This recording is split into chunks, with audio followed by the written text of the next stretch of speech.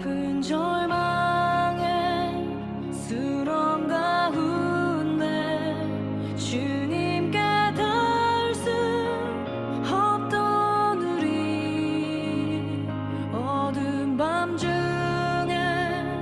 하늘을 향해 주의 이름 나 부를 때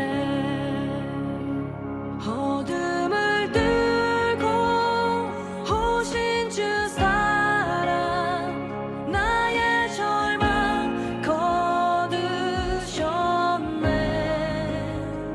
주님의 공로 다 이루셨네. 주 예수 나의 산소망.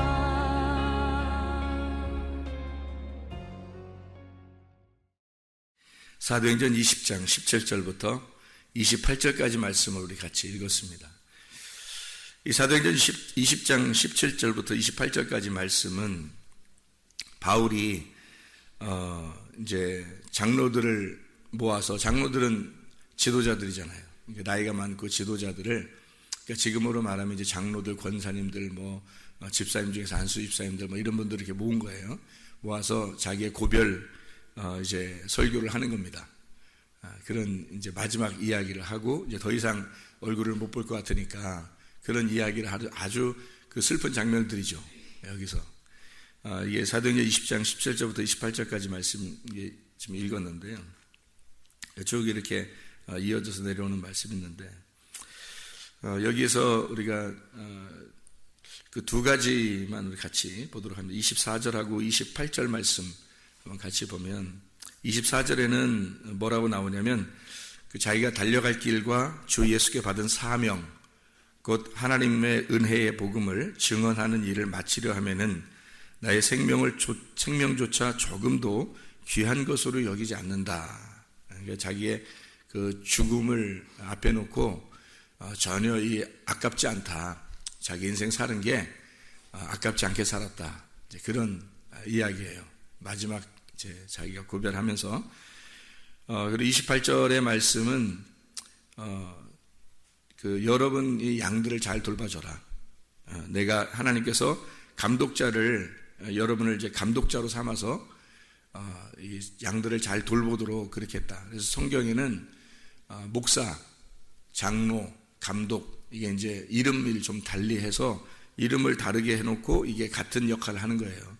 장로는 이제 나이가 많아서 이렇게 잘 돌봐주는 그런 역할을 하고, 이제 교회로 말하면 집에서 보면 할아버지 할머니들처럼 자녀들을 이렇게 사랑하고 그 손주들을 아주 그냥 돌보고 사랑하는 그런 장로라는 그 이제 명칭을 가진 자들은 아주 그냥 진짜 푸근한 그 할아버지 할머니 같은 그런 모습들, 이런 장로들, 그렇게 돼야 된다는 얘기고, 그다음에 목사 그러면 이제 양을 잘 돌보는 그런 이제 목자로서 양들을 돌볼 수 있도록 하는 그런 역할을 하는 거고요. 그다음에 감독이라고 하는 것은 이제 이 사람이 잘못되지 않도록, 그러니까 막대기 역할을 하는 거죠. 그러니까 목자들은 지팡이 역할을 한다면 이게 그 감독들은 이제 잘 이렇게 보는 거예요. 감시하고. 그래서 감시해서 봐서 이달에 빠지지 않도록, 또 이 잘못된 생각을 가지면 어떡하나, 이제 딱 그렇게. 그리고 교회 안에서 이 사람들이 좋은 생각을 가지고 있나, 이제 나쁜 생각을 가지고 있나, 잘 지금 말씀을 잘 따라오고 있나 아닌가, 이런 것들을 잘 감시하는 역할을 하는 것이 이제 감독이라는 겁니다. 그러니까 지휘를 둬가지고 전도사 위에 강도사 위에 목사 위에 감독 이렇게 계급을 둬서 하는 얘기가 아니고, 이게 이제 장로들을 감독이라고, 그렇게 너희들이 잘 감시해서 이들이 곁길로 나가지 않도록 잘 감시해라, 이런 이제 그 장로들에게 부탁하는. 그리고 이제 베드로가 뭐라 그러면, 베드로는 베드로서에 나는 장로된 나는, 이렇게 얘기를 한단 말이에요. 그 장로된 나는 이렇게 말하는 건 이제 나이가 많이 먹었다는 얘기예요. 나이가 많이 먹어서 내가 이제 장로가 되었다, 이제 이렇게 얘기할 때 장로, 그렇게 하는 겁니다. 그러니까 교회에서도 이렇게 장로 그러면 이제 나이가 많이 든 사람들을 장로 이렇게 하고 그러잖아요. 그런 것은 그 사람들이 이제 목사로서 장로란 말이에요. 그러니까 목사로서 장로. 그러니까 사람들이 지금은 어떤 계급을 둬서 서로 이렇게 막 견제합니다. 장로는 장로대로, 목사는 목사대로 해서 막 견제하고 그런다 그래요. 교회들도. 그런데 그런 게 아니고 원래는 목사가 장로고 감독이에요. 그게 성경적인 겁니다. 그래서 그 역할을 나누어서 해보자고 사람들이 나눈 거예요. 나누어서 해보자고 나눴는데 그게 이제 싸움이 되는 거예요. 잘해보자고 나누었는데 그게 싸움이 되는 거예요. 왜 그러냐면 장로가 목사처럼 마음을 갖지 않기 때문입니다.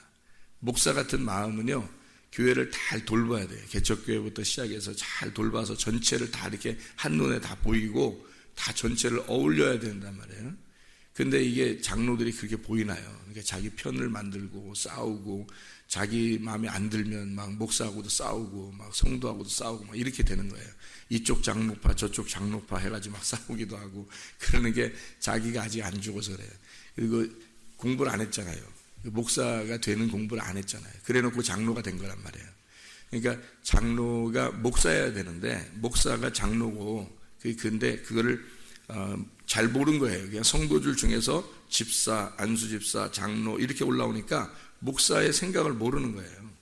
목사가 어떻게 교회를 하고 있는지를 그걸 잘 모르는 거예요. 전체가 안 보이는 거죠. 그러니까 서로 이제 싸움도 되고 막 그러는 것 같아요. 근데 그 뭐 모든 결론, 그 모든 그 어떤 그 해결할 수 있는 방법이 있어요. 자기가 죽으면 되는 거예요. 자기가 죽으면. 그러니까 은혜 받으면 가능한 거예요. 은혜를 못 받아서 그런 거예요, 그 사람들이. 그러니까 은혜만 받으면 모든 게 가능해요. 자기가 죽었는데 뭐. 이 세상에 완벽한 교회가 있나요, 없나요? 없어요. 완벽한 교회는 없어요. 완벽한 사람이 있어요, 없어요? 없어요. 그러니까 온전하게 하나님이 우리를 죄인된 우리를 그냥 온전하도록 너를 내가 죄 없이 온전한 사람이라고 인정하겠다 해서 온전한 사람을 만드는 거지 완벽하고 완전한 사람은 없어요. 이 세상에는. 하늘나라 올라가야지 그렇게 되는 거죠. 그러니까 하나님만 완전한 거예요. 하나님만 완전하시다. 우리는 그냥 온전한 게 하나님이 만드셔서 그렇게 보이도록, 그러니까 그렇게 하도록 살도록 하는 거죠. 그러니까 죄인을 거룩한 사람으로 온전케 하셨다 이거죠. 완벽하고 완전한 사람이 되게 하셨다 이렇게 되는 게 아니라는 거죠. 그러니까 그렇게 너희가 살아야 되는 건 하나님이 완전하시듯이 너희도 그렇게 완전하게 되어야 된다. 왜? 어느 날 죽으면 완전하게 돼요. 그러니까 이 땅에서도 교회 생활하면서 문제가 해결될 수 있는 방법 딱 한 가지밖에 없어요. 보니까 죽으면 해결되더라는 거예요. 그러니까 이 땅에서 진짜 죽으면 천국 가서 완전하게 되고요. 여기서도 죽으면 천국을 누릴 수 있는 거예요. 그러니까 이 땅에서도 하나님의 나라가 자기의 속에 들어오면 나는 죽고 하나님 나라가 임했는데 그럼 뭐 다 되죠. 그냥 다 이해하고 싶어지고 그렇게 되는 거예요. 그게 이제 성경에서 우리가 이 땅에서 천국을 누리는 방법이더라. 그래서 그렇게 하는 게 천국이고 그럼 다 천국이냐? 아니죠. 우리가 하나님 안에 있는 거죠. 우리가 하나님 안에 있지만 하나님의 말씀이 들어온 사람만 천국을 누리는 거예요. 그래서 우리는 하나님 안에 이렇게 들어가고 하나님의 말씀이 우리 안에 들어온 그 사람들만 천국이 있는 거예요. 그 사람들만 이제 죽으면 딱 천국 가는 거죠. 나머지는 다 광야에서 죽는 거예요. 그냥. 그러니까 뭐 목사도 그러니까 내가 참 그 안타까운 거는 말씀을 가르치는 자가 말씀을 깨닫지 못하거나 또는 말씀대로 살려고 하지 않을 때는 문제가 될 것이다. 이게 뭐 완전해달라는 뜻이 아니에요. 뭐 저라고 무슨 완벽하겠습니까? 완전하라는 뜻이 아니라 진짜 온전한 하나님이 온전하게 나를 만드실 때 그때 그걸 순종하고 그냥 내가 죽어야지라고 되면 해결된단 말이에요. 가정에서도 내가 죽어야지. 그런데 해결 안 되겠어요? 그 이상한 가정이지. 그렇게 하면 안 되는. 그건 벌써 자기가 결심한 거지. 지옥 가려고. 그러니까 천국을 못 누려요. 자기가 죽는다 이렇게 결심하면 가정은 무조건 화목하게 돼 있고 교회에서도 내가 죽어야지 하는 사람만 여러 사람 나오면 교회는 무조건 화목하게 돼 있는 거예요. 그러니까 싸움이라는 건 있을 수가 없어요. 사실 가정도 교회도 싸우지 않고도 살아갈 수가 있는 건 물론 자기가 서로 의견이 있어서 이제 다투기도 하고 의견이 있어서 좀 그걸 조율하려고도 이렇게 부딪히기도 하고 그러잖아요. 그래서 톱니바퀴가 처음에는 이게 잘 안 맞지만 나중에는 다 이제 부드럽게 톱니바퀴가 돌아가는 것처럼 그게 이제 결혼 생활이고 그게 교회 생활이고 그런 거예요. 처음에는 안 맞아도 자기하고 안 맞아도 점점점 자기가 깎이면서 이게 맞추어 들어가는 거예요. 서로 이렇게 맞물려서 가는 거죠. 그게 이제 결혼 생활이라 하는 거죠. 교회 생활이라 하는 거고. 그렇게 자기가 죽으면 깎여지면 그러면 가능하게 된다. 이게 이제 우리가 교회 생활하면서 아쉬운 것은 사람들이 죽을 때 야, 나는 진짜 참 이 죽을 때까지 나는 후회가 없다. 나 다시 태어나서 살지 않아도 되겠다. 나 다시 안 태어나도 되겠다. 내가 다시 내게 이런 기회가 주어지지 않아도 좋겠다. 괜찮다. 나는 후회 없이 살았다. 이런 인생을 살면 잘 산 거예요. 그러면 잘 산 거예요.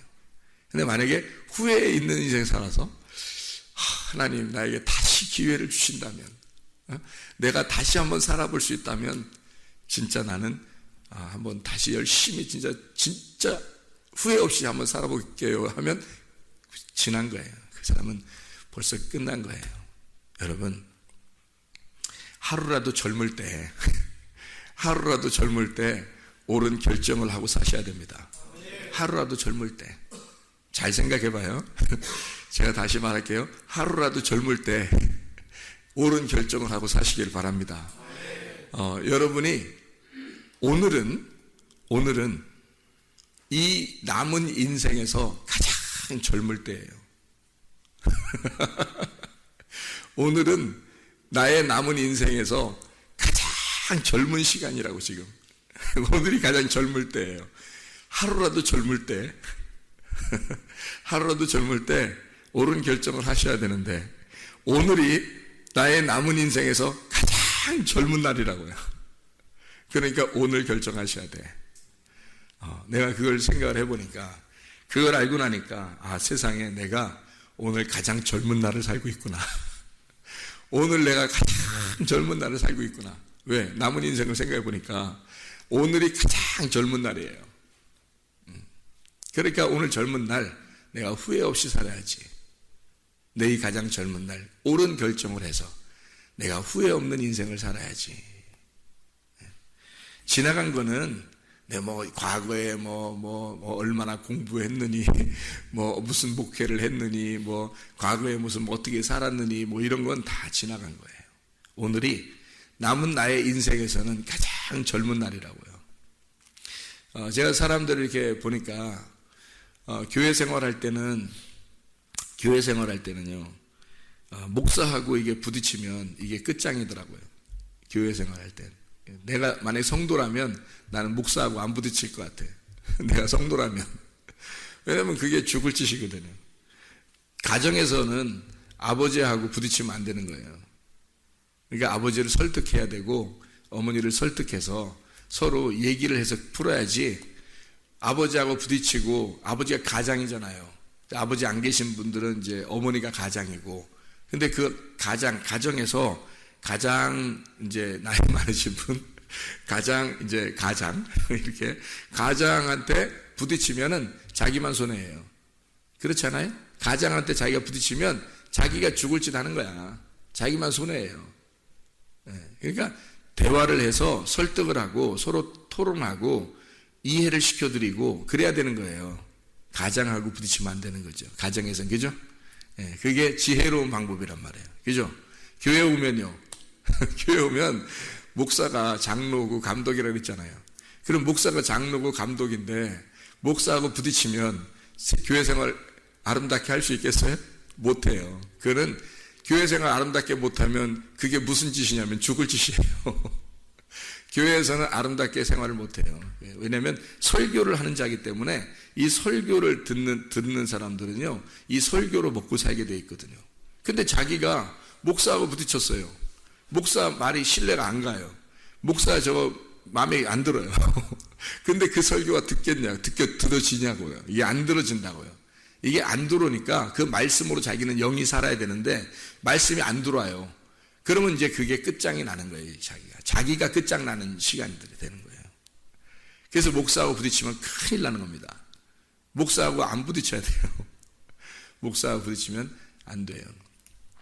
그래서 저는 이렇게 생각을 했어요. 어떻게 하냐면 사람을, 그러니까 누굴 미워할 수 있잖아요. 그러니까 이제 뭐 성도들 간에도 서로 미워할 수 있잖아요. 가정에서도 그렇고 뭐 직장에서도 그렇고 이제 학교에서도 그렇잖아요. 그러면 뭐 미워할 사람이 생길 거잖아요. 마음에 안 드는 사람들이, 자기하고 마음에 안 드는 사람이 생긴다고요. 그리고 그럴 때 어떻게 하냐면 교회에서 특히 그래. 교회에서 특히 내가 가만히 생각해 보니까 그래요. 교회에서 특히 어떻게 하면 교회는 다녀야 되는데 말씀도 괜찮은데 이 세상에 마음에 안 들어 목사가. 그러면 어떻게 되냐면 교회는 그냥 다녀줘. 내가 다녔는데 용서하고 다니지. 내가 뭐 용서하지. 하나님 용서하라고 했으니까 내 용서하는 마음을 가지고 내가 다녀야지. 그래요. 여러분, 용서는 누가 하는 겁니까? 용서를 자기가 해요? 교만해? 그렇게 교만합니까? 용서는 누가 하는 거냐면 하나님이 하시는 거예요. 하나님이 들어온 사람만 용서가 가능한 거예요. 하나님이 들어온 사람은 미워하는 마음이 안 생기잖아요. 그렇죠. 사랑의 마음이 생기겠죠. 그냥 용서해 주지 뭐. 마음에 안 들지만 내 용서하지. 이런 거는 하나님이 들어간 사람이 아니란 말이에요. 하나님이 들어가지 않았는데 자기가 용서한대. 그럼 그건 굉장히 교만한 거예요. 자기가 하나님 되겠다는 얘기고 그게 안 되는 거거든요. 그럼 용서가 안 되는데 설교를 들어요. 그러니 비판할 수밖에 없죠. 비판하고 판단하고 또 저 목사가 어떠네 이러면서 판단하고 비판합니다. 그러면요, 이게 무슨 짓이 되는 거예요? 비판하거나 판단하는 자기가 하나님이 돼버려서 이게 사탄 노릇을 하는 거예요. 그거를 다른 사람하고 얘기해버리면 이제 끝장나는 거야. 이게 사탄이 돼버린 거예요. 이미 문둥병이 걸려버린 거죠. 그러니까 어떻게 하냐면 이렇게 하면 좋겠더라고. 이렇게 하면 아예 결심을 하는 거야. 뭐라고 결심하냐면 나는 용서할 수가 없다. 나는 용서 안 하겠다. 이렇게 결심해야 되는 거야. 잘 생각해봐요. 나는 용서 안 한다. 내가 무슨 용서냐?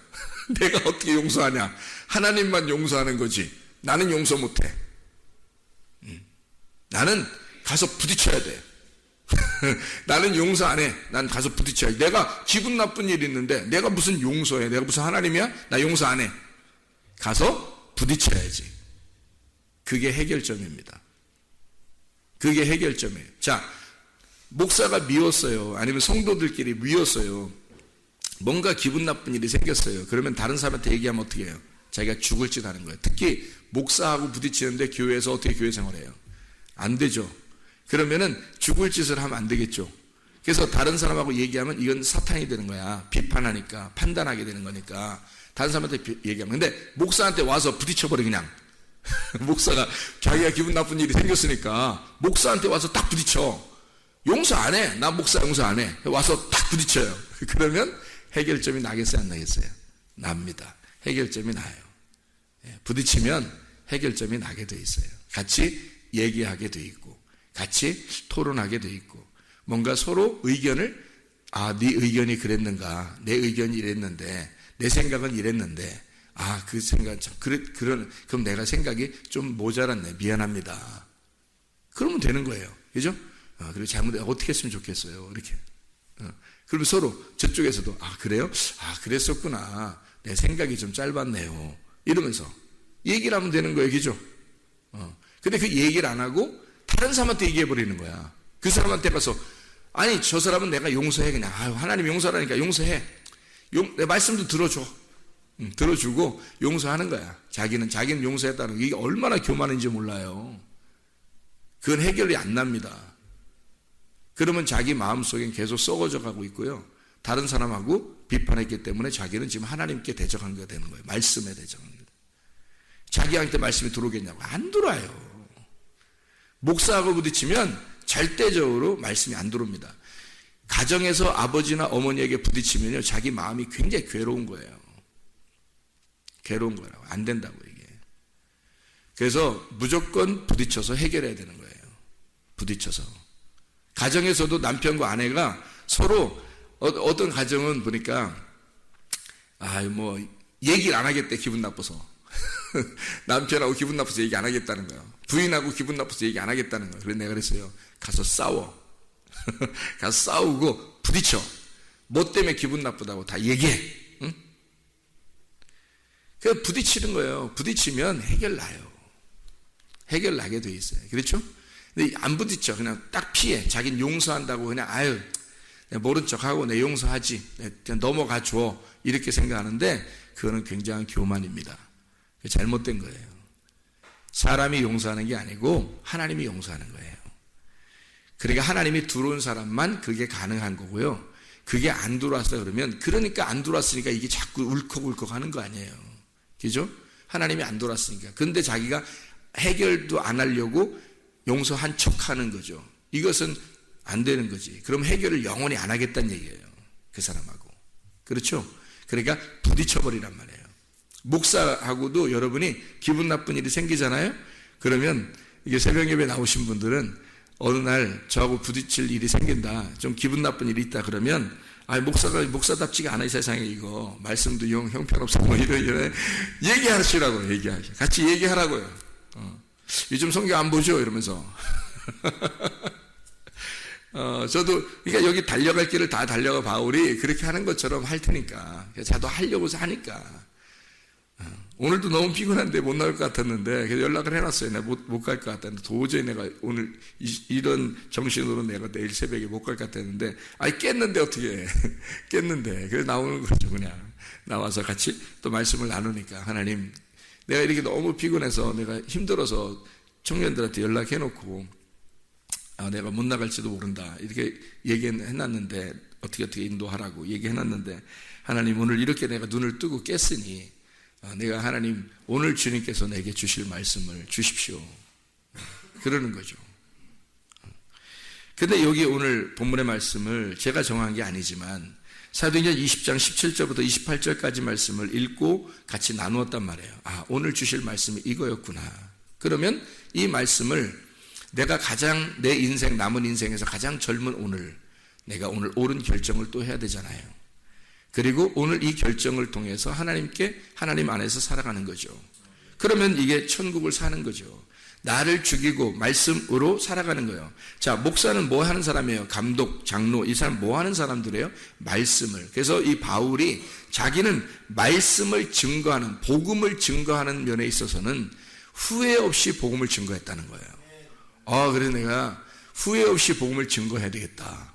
후회 없이 복음을 증거하는 거다. 이 복음이라고 하는 게요, 성경을 전체가 다 이렇게 파악이 되면 이게 복음이 나와요. 근데 파악이 안 되잖아요? 그때마다 이렇게 짜집기 하거나 이러면 안 되는 거예요. 그러면 복음을 자기가 모르니까, 자기가 복음이 뭔지 파악이 안 되니까 이 복음이 파악 안 된 거를 갖다가 얘기하게 되는 거란 말이에요. 그럼 복음이 아닌 거죠, 그게. 근데 바울은 이게 다 파악이 된 거예요, 어느 정도. 그죠? 이게 다 파악이 되니까 이 계시의 말씀을 파악해서 그가 복음이라는 걸 알았어요. 그래서 이 복음을 자기가 부족함이 없이 후회 없이 증거했다는 거예요. 저도 한번 저를 돌아봤어요. 이 성경 오늘 읽으면서 돌아봤습니다. 뭘 돌아봤냐면 너는 복음을 증거하는 데 있어서 후회하느냐? 나는 복음을 증거하는 데 있어서 오늘 후회하는가? 후회 안 할 것 같아요. 내일 죽어도 내가 후회 안 할 것 같아요. 왜? 이미 복음은 증거됐어요, 여러분에게. 왜 그러냐면 복음이라고 하는 건요, 이 복음이 여러분은 이제 어떻게 생각할지 몰라요. 이 복음이라는 게요, 창세기부터 요한계시록까지 성경을 전체를 다 여러분이 암기하거나 읽거나 이렇게 이해하거나 이래서 이게 성경이 복음이라는 게 우리에게 전달되는 게 아니고요. 복음은 창세기 한 귀절을 통해서도 1장 1절을 통해서도 복음이 나오는 거예요. 그 복음이 전달되면 그것으로 하나님은 만족하시는 거예요. 이미 복음은 다 증거됐어요. 이미 증거됐기 때문에 저는 그걸 알기 때문에 복음은 이미 후회 없이 증거되고 있고 또 증거됐고, 내일 하나님이 하루 나에게 내일을 주신다면 내일 또 그 복음을 증거하는 거예요. 또 내일 모레, 그러니까 계속 앞으로의 나의 날을 하나님이 주신다면 그 주는 날 동안 이 말씀을 증거하는 거고, 그 말씀을 후회 없이 증거하는데 오늘까지 내가 증거한 것이 이거라면, 제가 정리한 게요, 가만히 이렇게 노트를 이렇게 보니까, 노트를 16절지로 이렇게 A4 용지로 이렇게 노트를 보니까 몇 페이지로 이게 보이냐면, 오늘까지가 2305페이지더라고요. 오늘까지 내가 컴퓨터로 정리한 A4 용지로 정리한 빽빽하게 이 글씨를 여기 뭐 사도행전 20장 17절부터 28절까지 오늘 말씀이면 거기에 대해서 내용을 내가 정리한 것이 쭉 있는데, 그런 것들을 쭉 보니까 A4 용지로 2305페이지, 오늘 제가 지금 찍어서 보는 이게 2305페이지예요. 그러면 생각해 보세요. 매일마다 이것을 컴퓨터로 기록을 해놓고 이것을 잊어버리지 않도록 그렇게 했어요. 그럼 2305페이지를 여러분에게 1페이지부터 2305페이지까지 전체를 다 설명을 줘야 내가 만족한 복음을 증거했는가? 아니라는 거죠.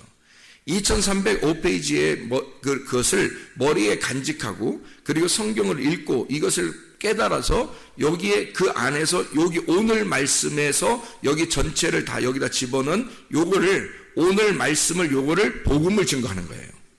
그러니까 후회함이 없죠. 생각을 해보세요. 바울이 그랬던 거예요. 그러니까 내일 하나님이 내일을 나에게 주시면 또 하나의 귀절로 하나님의 복음을 증거하는 거예요. 그러면 나는, 그리고 뭐 그 다음에 뭐 하나님이 날 오시라고 한다, 그러면 가는 거예요. 후회 없는 거죠. 복음을 증거했으니까. 엉뚱한 내 얘기를 전했다면 그건 이상한 사람이지.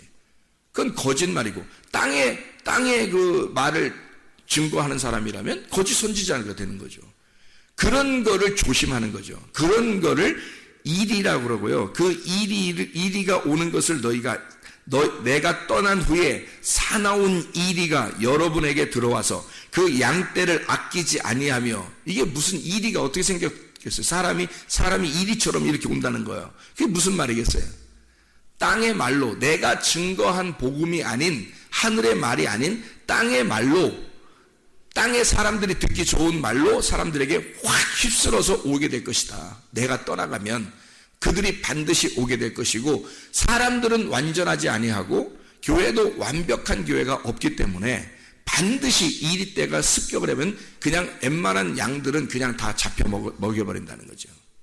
그러니까 바울처럼 그렇게 자기가 그 복음에 있어서 달려갈 길을 다 달려가고, 자기가 생명을 내걸고 자기가 죽기까지 부족함이 없도록 자기가 이렇게 생명을 마쳐 조금 더 귀한 것으로 생명을 여기지 아니할 정도로 달려갈 길을 다 마쳤다.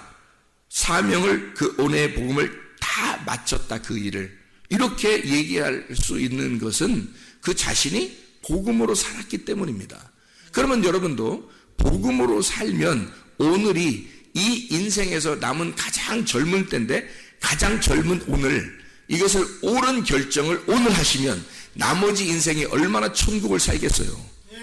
후회 없는 인생을 살겠어요. 저도요, 후회가 막심한 인생 살았어요. 옛날에는 후회가 막심한 인생 살았는데, 그것조차도 내가 지금 나의 마음에서는 그조차도 다 품게 되더라는 거죠.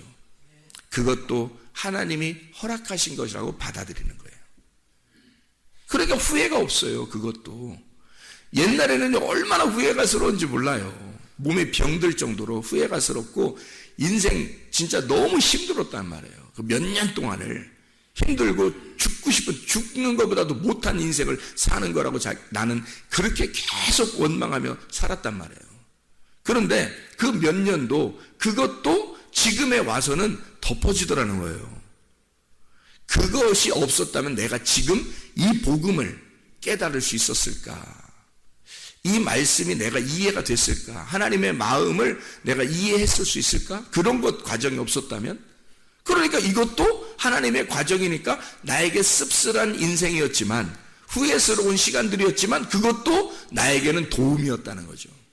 나를 돕는 것이었다는 거예요.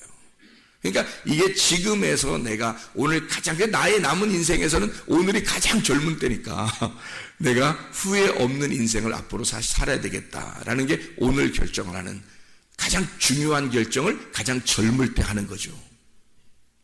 이게 그래서 오늘 나는 진짜 복음으로 후회 없는 하루를 살고 있는가? 예. 하나님의 말씀으로 살아가고 있는가? 바울은 뭐 때문에 자기가 자신 있다, 죽어도 자신 있다라고 하는 건 말씀을 증거함에 있어서 그 복음을 증거했다는 것에 대해서 그거에 대해서 자기는 자신 있다는 거예요. 자기는 후회함이 없다. 뭐 이렇게 뭐 사람이 어떤 그런 게 아니에요란 말이에요. 그러니까 말씀에 있어서 자기는 후회 없이 전달했다. 후회 없이. 복음에 있어서는. 제가 복음에 있어서는 오늘 이 말씀이 내게 주어진 말씀이고 내가 경험되어진 교회 생활은 이렇게 해야 되겠더라. 가정 생활은 이렇게 해야 되겠더라. 내가 죽지 않으면 가정 생활은 아름답게 할 수가 없더라. 내가 죽지 않으면 교회 생활은 아예 물 건너 간 거더라. 내가 죽는 이 복음이 내 속에서 살아 오늘도 십자가를 지고 나를 부인하고 그리고 예수의 부활 안에서 살아가는 것이 진짜 나의 복음의 삶이더라. 이게 복음 아니겠어요?